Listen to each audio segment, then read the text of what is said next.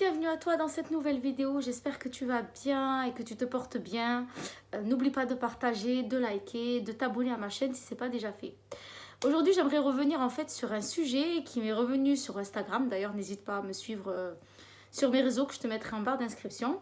On m'a posé la question de savoir comment choisir mon mari et comment savoir si c'est le bon. Alors ça c'est l'éternelle question que se posent énormément de célibataires. Et je vais tâcher d'y répondre en tant que coach, encore une fois. Et ce n'est que mon avis, ma perception des choses. À toi d'en faire ce que tu voudras. Alors tout d'abord, avant de se marier, il faut se poser certaines questions. Déjà, pourquoi est-ce qu'on cherche à se marier? Parce que d'une personne à une autre, ça diffère complètement. Tu en as qui veulent se marier parce qu'ils veulent construire leur vie. Tu en as qui veulent se marier parce qu'ils veulent des enfants. Tu en as qui veulent se marier parce qu'ils vivent dans un climat familial tellement horrible qu'en fait la seule chose pour eux pour partir, c'est de se marier.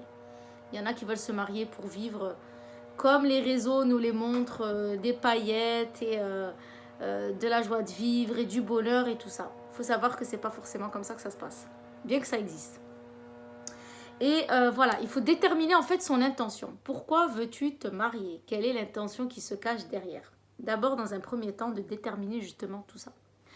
Ensuite, quand on veut se marier et qu'on a une intention qui est de construire sa vie avec quelqu'un, pour parcourir du chemin ensemble, pour grandir ensemble, pour mûrir ensemble, il est important de se poser des questions telles que: est-ce que moi, je suis en phase avec moi-même pour pouvoir m'allier avec quelqu'un d'autre? Là est la question, pourquoi? Parce qu'il y en a beaucoup qui se marient, qui construisent leur vie avec quelqu'un et qui finalement ne savent même plus qui elles sont et tombent dans un espèce de gouffre qui fait qu'à la fin, bien évidemment, le divorce se prononce et c'est le chaos.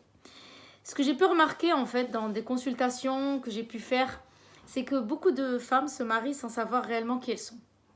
Tout le temps, et je leur dis tout le temps que vous passez à être célibataire, c'est le meilleur moment pour chercher à savoir qui vous êtes. De réellement rentrer en introspection avec vous et de savoir quel genre de femme vous êtes. Qu'est-ce que vous aimez dans votre vie? Qu'est-ce que vous voulez construire? Qu'est-ce que vous ne voulez pas?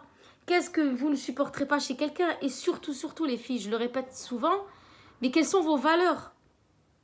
Quelles sont les choses, les piliers auxquels personne ne pourra y déroger en fait? C'est ça qu'il faut se poser comme question. Parce que dans toutes les histoires que j'ai pu entendre, la plupart du temps, ce qui revient assez souvent, c'est que la femme se marie comme ça, dans la passion et tout ça, et elle se rend compte qu'en fait, quand elle se marie, ce n'est pas du tout ce qu'elle avait pensé. Et elle se marie avec quelqu'un sans savoir réellement qui elle est. Donc, étant éperdument amoureuse, étant dans un espèce de conte de fées, elle se calque en fait à la personnalité de son mari et avance. Jusqu'ici, tout va bien.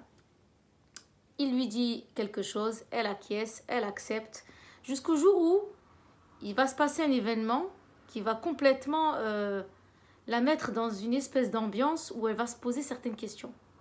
Genre le genre de questions qu'elle aurait dû se poser avant, elle va se les poser pendant. Elle va se demander, est-ce que réellement j'accepte cette situation? Pourquoi c'est moi qui fais toujours ceci? Pourquoi lui ne fait jamais ça? Pourquoi il me dit ces choses-là? Pourquoi il me traite de cette façon? Pourquoi il n'accepte pas ma famille? Pourquoi? En fait, quand on arrive à ce point-là, je ne veux pas dire que c'est trop tard, parce que pour moi, je me dis on peut toujours évoluer, on peut toujours changer, mais c'est parce que dès le départ, la vision de toi-même, elle était erronée. Donc, ou alors que tu ne la connaissais pas. Et donc, du coup, la personne qui est en face de toi, entre guillemets, te façonne un petit peu à sa façon. Parce que tu n'as pas su t'imposer, parce que toi-même, tu ne sais même pas ce qui est bien pour toi, donc tu n'oses pas l'imposer à l'autre. Et c'est ça l'erreur qu'elles font, les femmes, en général. Beaucoup de femmes font ça et beaucoup de jeunes filles veulent se marier, veulent s'aventurer dans le mariage sans réellement comprendre l'impact qu'il y a dans cette union.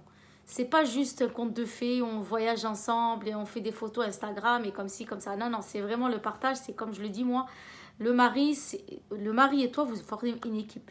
Vous formez une équipe. Et cette équipe-là va former d'autres équipes et ce sont vos enfants. Donc si dès le départ, vous n'êtes pas synchro en fait sur les règles du jeu, les enfants vont ne plus savoir s'ils doivent aller à droite, s'ils doivent aller à gauche et chacun va profiter de la faiblesse de l'un et de l'autre. Non, il faut se consolider, il faut être fort ensemble. Et pour que ça arrive, Il faut partir avec un bagage lourd dès le départ. Et ce bagage lourd, ce que j'amène toujours les femmes à faire, c'est apprenez à vous connaître. Sachez qui vous êtes. Parce que savoir qui l'on est, c'est le meilleur moyen pour pas laisser quelqu'un t'amener dans un endroit ou quelque part que tu ne veux pas. Quand tu sais où tu vas, tu as l'objectif d'aller là-bas. Donc même si quelqu'un vient te parler, te dire non mais il faut que tu passes là-bas. Non, je vais là-bas. La personne va accepter. Mais si dès le départ, tu veux t'aventurer et tu ne sais même pas où tu vas, c'est le meilleur moyen pour te ramener là où il a envie. Donc les filles, avant de vous marier, posez-vous cette question. Pourquoi est-ce que je veux me marier? Quelle est cette intention qui se cache derrière? Et surtout, est-ce que je me connais suffisamment pour ne pas me perdre? Et en ce qui concerne la question du bon choix, comment savoir si c'est le bon choix? Le bon choix, il n'y a pas de bon ou de mauvais choix. Et le bon choix, c'est celui qui te correspond. Encore une fois, tu ne peux pas savoir si c'est le bon choix, déjà d'une part, si tu ne te connais pas. Parce que tu vas choisir quelqu'un qui est dans le même sens que tes valeurs. Si tu es quelqu'un de loyal, si tu es quelqu'un de respectueux, si tu es quelqu'un qui a ta foi et qui est importante pour toi, tu vas choisir quelqu'un dans ses fonctions, dans le sens de tes valeurs, tu vois. Si tu es quelqu'un qui a le respect des parents, tu ne vas pas te marier avec quelqu'un qui, pour lui, voir les parents, c'est pas quelque chose d'important. Tu vois ce que je veux dire? Les valeurs te déterminent les bases d'une relation saine. Et surtout avec qui tu parles. Donc déjà, dans un premier temps, c'est ça. Et dans un deuxième temps, il est important, mais vraiment important, de te dire qu'à partir du moment où tu sais qui tu es, la personne aura une meilleure vision des choses avec toi. C'est-à-dire qu'en fait, si elle sait que toi, tu as cette faculté de savoir ce que tu veux et que tu es déterminé, la personne va automatiquement se dire « Ok, ma femme, elle est déterminée, donc il n'y a pas de raison que je l'amène là, là ou là. » C'est toi qui vas déterminer un petit peu la route que tu veux prendre. Donc voilà, il n'y a pas réellement de bon ou de mauvais choix. Le meilleur des choix, c'est celui qui va te convenir. Et bien sûr, ne fais jamais quelque chose par dépit, ne fais jamais quelque chose pour plaire à quelqu'un. Fais les choses auxquelles toi tu ressens que c'est important pour toi. Si pour toi cette personne te convient, elle te correspond, vous partagez à peu près les mêmes valeurs, alhamdoulilah, franchement ça veut dire que c'est quelqu'un qui est peut-être pour toi. Après, c'est le destin qui décidera, mais quoi qu'il en soit, le fait de partir avec de bonnes bases, de savoir quelle est l'intention qui se cache derrière, est-ce que réellement tu te connais pour que la personne voit quelqu'un de déterminé et quelqu'un qui sait ce qu'elle veut faire et qui décidera oui ou non de construire cette vie ensemble. Voilà. N'oubliez pas, dans un couple, on est une équipe, on s'entraide ensemble.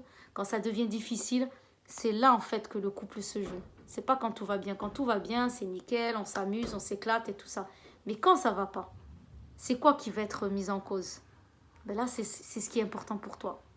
Et si pour toi, une chose est importante, tu te battras du début à la fin et tu feras tout pour que ce soit présent dans ton couple. Et ainsi dans l'éducation de tes enfants. Voilà. Ben écoute, j'espère que j'ai répondu à ta question. J'espère aussi que peut-être ça t'inspirera à essayer de réellement te comprendre, essayer de réellement prendre ce temps où tu es célibataire pour réellement consolider ces bases. Il faut savoir qui tu es et déterminer le choix que tu as envie de prendre dans ta vie et quelles sont les directions que tu aimerais prendre et qu'est-ce qui est important pour toi. C'est la base. Mais voilà les filles, j'espère que